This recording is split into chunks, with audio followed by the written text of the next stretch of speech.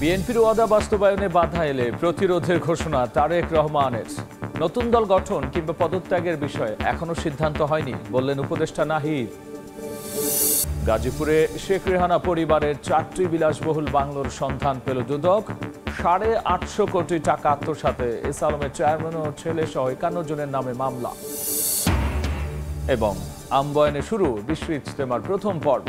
টঙ্গীর তুরাগ তীরে ইবাদত বন্দেগীতে মশগুল লাখো মুসল্লি, নিরাপত্তার চাদরে ঢাকা গোটা ময়দান।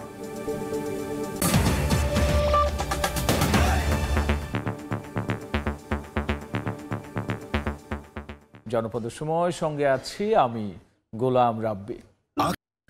জবাবদিহিতা আর স্বচ্ছ নির্বাচনী ব্যবস্থা নিশ্চিত করতে না পারলে কোনো সমস্যারই সমাধান হবে না বলে মন্তব্য করেছেন বিএনপির ভারপ্রাপ্ত চেয়ারম্যান তারেক রহমান। দেশ পুনর্গঠনে নির্বাচনের বিকল্প নেই জানিয়ে তিনি আরও বলেছেন, জনগণকে দেয়া ওয়াদা বাস্তবায়নে কেউ বাধা দিলে প্রতিরোধ গড়ে তোলা হবে। এদিকে আলাদা অনুষ্ঠানে গণহত্যার দায়ে আওয়ামী লীগের বিচারের দাবি জানিয়েছেন বিএনপির নেতারা।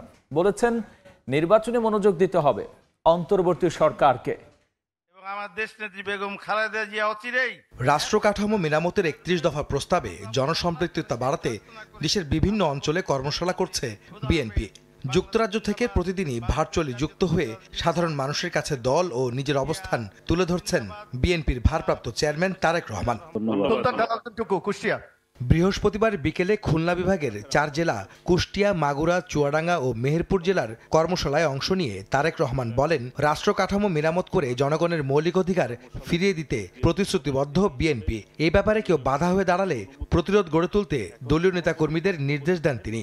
আমাদের এই লক্ষ্য এবং এই উদ্দেশ্যকে 31 দফার মাধ্যমে জনগণের পাশে দাঁড়ানোর যে আমাদের শপথ, এই শপথকে লক্ষ্যভ্রষ্ট করার জন্য যদি কেউ এমন কোনো অন্যায় করে থাকে তার বিরুদ্ধে প্রতিবাদ এবং প্রতিরোধ আমরা গড়ে তুলব। এই হোক আমাদের প্রতিজ্ঞা। আমরা একটি নির্বাচন প্রত্যাশা করছি, যেই নির্বাচনে জনগণ সিদ্ধান্ত নেবে কে জনগণের দেখভাল করবে। একই দিন সকালে রাজধানীতে আলাদা আয়োজনে বিএনপির সিনিয়র 2 নেতা বলেন, গণহত্যার দায়ে বিচার হতে হবে আওয়ামী লীগের। সংকট কাটাতে নির্বাচন দিতে অন্তর্বর্তী সরকারের প্রতি আহ্বানও জানান তারা। গুম ছিল শেখ হাসিনার কাছে একটা খেলা। ওর কাছে মানবতা, শিশু, কিশোর, নারী এর কোনো মূল্য নেই। ওর কাছে একটাই মূল্য, সেটা হচ্ছে বাংলার সিংহাসনটা তার চাই। আপনি আবার হরতালের ডাক দেবেন আর মানুষ তাতে লাভ দিয়ে পড়বে। আরে মানুষ তো প্রত্যাশা করছে যে কবে শিশু কিশোরদের হত্যা করতে পারে। আর তো প্রচন্ড মানবতা বিরোধী অপরাধী। আপনি নিজের থেকে পদক্ষেপ যদি না নিতে পারেন সেটি হবে দেশের জন্য, মানুষের জন্য দুঃখজনক ঘটনা।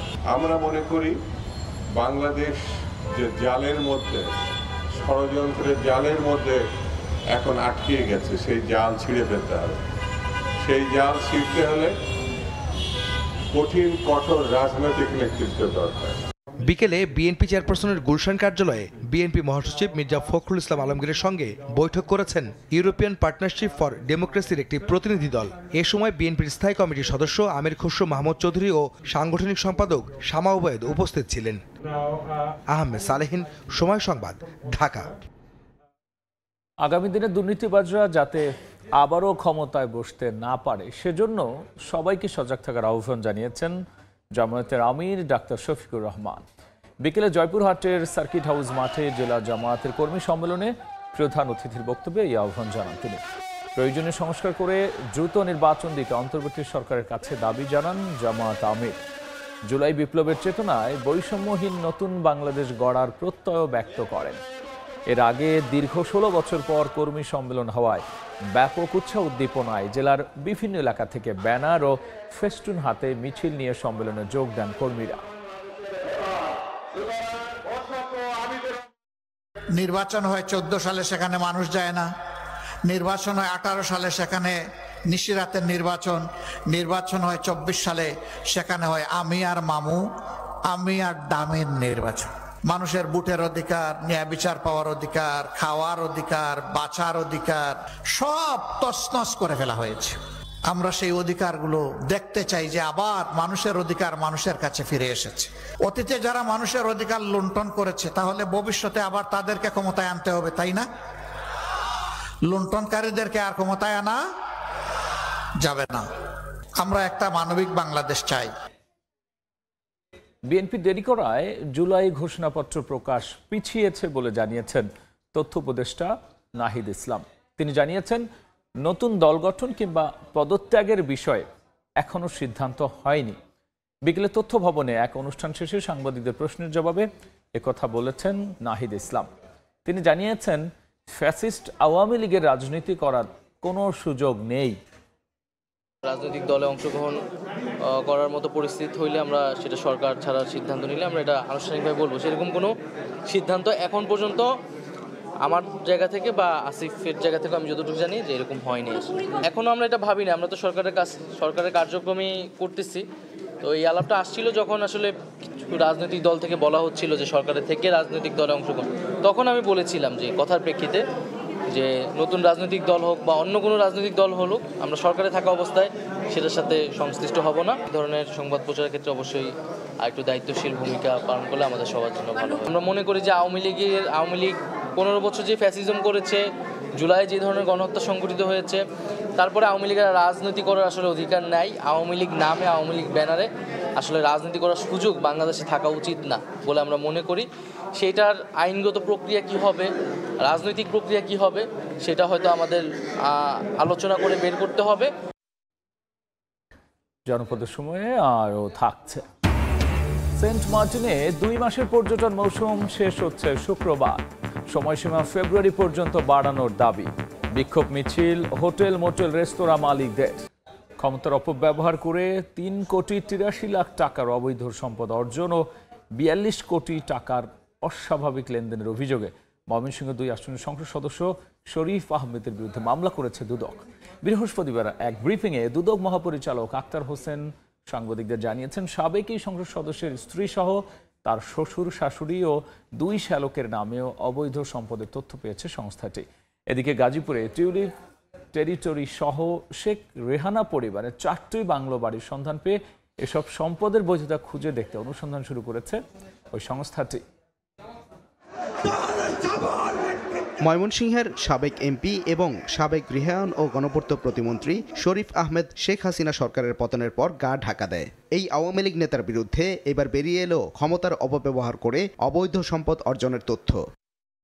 বৃহস্পতিবার ব্রিফিংয়ে দুদক মহাপরিচালক জানান, ক্ষমতায় থাকাকালীন 3,83 লাখ টাকার অবৈধ সম্পদ অর্জন এবং 42 কোটি টাকার অস্বাভাবিক লেনদেনের অভিযোগ রয়েছে সাবেক এই প্রতিমন্ত্রীর বিরুদ্ধে। শরীফ আহমেদ, প্রাক্তন সংসদ সদস্য, ময়মনসিংহ 2 ও সাবেক প্রতিমন্ত্রী, গৃহায়ন ও গণপূর্ত মন্ত্রণালয়, ঢাকা, ক্ষমতার অপব্যবহার করার মাধ্যমে অসাধু উপায়ে অর্জিত 3,83,50,000 টাকারও বেশি মূল্যের সম্পদ অর্জন এবং উক্ত সম্পদ বুক দখলে রেখে এবং 42,68,00,000 টাকারও বেশি অস্বাভাবিক লেনদেন করার মাধ্যমে অবৈধভাবে অর্জিত অর্থ স্থানান্তর, রূপান্তর এবং হস্তান্তর করার অপরাধে সংশ্লিষ্ট ধারায় আজ একটি মামলা রুজু হয়েছে। প্রতিমন্ত্রী থাকাকালীন তার স্ত্রী সহ শ্বশুর, শাশুড়ি এমনকি 2 শ্যালকের নামে অবৈধ সম্পদের তথ্য পেয়েছে দুদক। জনাব শরীফ আহমেদের স্বার্থ সংশ্লিষ্ট তাঁর স্ত্রী জনাব শেফালি বেগম, তাঁর শ্বশুর জনাব গোলাম মুস্তফা, তাঁর শাশুড়ি জনাব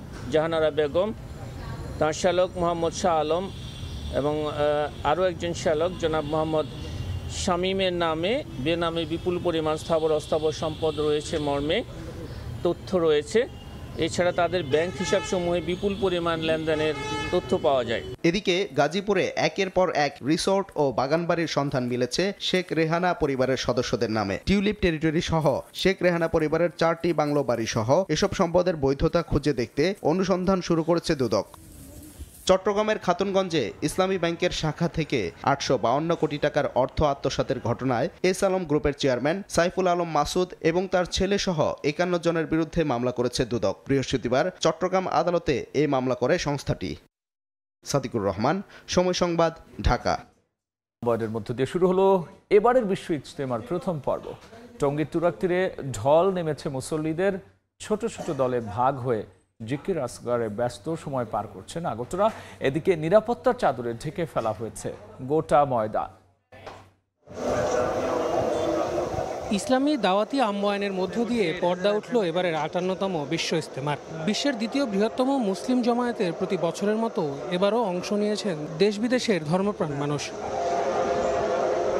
ছোট ছোট দলে ভাগ হয়ে দিনী আলোচনা শুনছেন মুসল্লিরা। জিম্মাদারদের অধীনে খিত্তায় খিত্তায় চলছে দিনী দাওয়াতের কাজ পরিচালনার শিক্ষা। বিশ্ব ইজতেমার প্রথম পর্ব হবে 2 ধাপের, মোট 6 দিন। প্রথম 3 দিনে অংশ নেবেন 41 জেলা আর ঢাকার একাংশ। পরের 3 দিন 22 জেলা আর ঢাকার অবশিষ্টাংশ। এখানে ইসলাম সম্পর্কে জানার জন্য আসছি। আমাদের বিশ্ব ইজতেমা সফল হোক, আল্লাহর কাছে আমরা এই কামনা করি। চাওয়া পাওয়ার একমাত্র এই হলো আল্লাহ পাকের নৈকট্য পাওয়া। এখানে আসা মানে আমাদের ঈমান এবং আমালকে নবায়ন করা। সমস্ত দুনিয়ার মানুষের যদি ঈমান এবং আমাল শক্তিশালী হয়ে যায়, দুনিয়ার থেকে সমস্ত অপকর্ম পরিষ্কার হয়ে যাবে। সমস্ত উম্মতের উপরে আল্লাহ রাসূল এই জিম্মাদারি দিয়ে গেছে। এই জিম্মাদারি কাজের জন্য আমাদের এখানে আসা। ইজতেমা ময়দানের নিরাপত্তায় ওয়াচ টাওয়ার, সিসি ক্যামেরা ছাড়াও অন্যান্য বছরের মতো ড্রোনের মাধ্যমেও নজরদারি করা হচ্ছে। আল আমিন তুষার, সময় সংবাদ, ঢাকা। পর্যটকদের জন্য সেন্ট মার্টিন দ্বীপ ফেব্রুয়ারি মাস পর্যন্ত উন্মুক্ত রাখার দাবিতে বিক্ষোভ করেছেন স্থানীয় বাসিন্দা ও ব্যবসায়ীরা। বৃহস্পতিবার দ্বীপের প্রবেশদ্বার বাজারে ব্যানার ফেস্টুন নিয়ে মানববন্ধন শেষে মিছিল করেন তারা। 2 মাসের আয় দিয়ে 10 মাস চলা সম্ভব নয় বলেও এ সময় জানিয়েছেন তারা। চলতি মৌসুমে প্রবাল দ্বীপ সেন্ট মার্টিনে পর্যটক ভ্রমণের সময়সীমা শেষ হচ্ছে শুক্রবার। ফেব্রুয়ারি থেকে দ্বীপটিতে আর কোনো পর্যটক ভ্রমণে যেতে পারবেন না। একই সঙ্গে বন্ধ থাকবে কক্সবাজার সেন্ট মার্টিন রুটে পর্যটকবাহী জাহাজ চলাচল। এতে পর্যটক যাতায়াতের সময়সীমা ফেব্রুয়ারি পর্যন্ত বাড়ানোর দাবি জানিয়েছেন দ্বীপটির বাসিন্দা ও ব্যবসায়ীরা। বৃহস্পতিবার দুপুরে সেন্ট মার্টিন স্টেশনে দ্বীপবাসীর ব্যানারে মানববন্ধন ও বিক্ষোভ মিছিল করেন তারা। এতে যোগ দেন স্থানীয় হোটেল মোটেল ও কটেজ মালিক সমিতির সদস্য, ট্যুর অপারেটর ও রেস্তোরাঁ মালিকরা। রেস্টুরেন্ট খালি, সরকারের সিদ্ধান্ত অনুযায়ী আগামীকাল থেকে সেন্ট মার্টিন পর্যটক বন্ধ হয়ে যাবে। দ্বীপের মানুষের যে ইনকাম হয়েছে, এই ইনকাম দিয়ে আগামী 9 মাস বসে থেকে খাওয়া কোনো মুহূর্তে সম্ভব না। এটা দিয়ে আমাদের চলতে কষ্ট হয়ে গেছে, আমাদের ছেলেবেলা লেখাপড়াতে কষ্ট হচ্ছে। আমাদের যে ইনকামটা হয়েছে, আমরা এখন ঘাটতি অবস্থায় আছি। একটু ভেবে দেখবেন যে আমরা আসলে চলবো কিভাবে। সেন্ট মার্টিনে পর্যটন মৌসুম শুরু হয় অক্টোবরে, চলে পরের বছর মার্চ পর্যন্ত। ভরা মৌসুম হিসাবে ধরা হয় নভেম্বর থেকে ফেব্রুয়ারি পর্যন্ত সময়কে। এবছর পর্যটকের সংখ্যা সীমিত ও যাতায়াতের জন্য 2 মাস বেঁধে দেওয়া হয়। ডিসেম্বর এবং জানুয়ারি মাসের মতোই ফেব্রুয়ারি মাসে চালু রাখা হোক। অফ সিজনের জন্য দ্বীপের যে যুব সমাজ আছে তাদের জন্য কর্মসংস্থানের ব্যবস্থা করা হোক। পরিবেশ ও জলবায়ু উপদেষ্টা বরাবর আবেদন করেছি, মানবিক দৃষ্টিকোণ থেকে যদি একটি রায় দেয় আগের নিয়ে, যদি আমরা অন্ততপক্ষে ফেব্রুয়ারিটা যদি চালাইতে পারি, তাহলে কিছুটা ক্ষতি আমরা পুষিয়ে উঠতে পারব। 17 বর্গ কিলোমিটার আয়তনের সেন্ট মার্টিন দ্বীপে বসবাস 10,000 বেশি মানুষের। সুজাউদ্দিন রুবেল, সময় সংবাদ, কক্সবাজার। দেখছেন জনপদ সময়। সাতক্ষীরায় অনুষ্ঠিত হলো 2 দিনের তারুণ্যের মেলা। জেলা শহরের শহীদ আব্দুর রাজ্জাক পার্কে বুধবার শুরু হয় মেলা। আজ ছিল শেষ দিন। মেলায় 29টি স্টলে সরকারি বেসরকারি প্রতিষ্ঠান অংশ নেয়। স্টলগুলোতে তরুণ সমাজকে মানবাধিকার, নাগরিক অধিকার সহ কৃষি, স্বাস্থ্যসেবার উপর সচেতনতা ও করণীয় সম্পর্কে অবহিত করা হয়। দর্শনার্থীরা সন্তোষ প্রকাশ করে মেলার সময় আরও বাড়ানোর দাবি জানিয়েছেন। জনপদের সময় শীর্ষ সংবাদ জানিয়ে দিচ্ছি আরও একবার। বিএনপির ওয়াদা বাস্তবায়নে বাধা এলে প্রতিরোধের ঘোষণা তারেক রহমানের। নতুন দল গঠন কিংবা পদত্যাগের বিষয়ে এখনো সিদ্ধান্ত হয়নি বললেন উপদেষ্টা নাহিদ।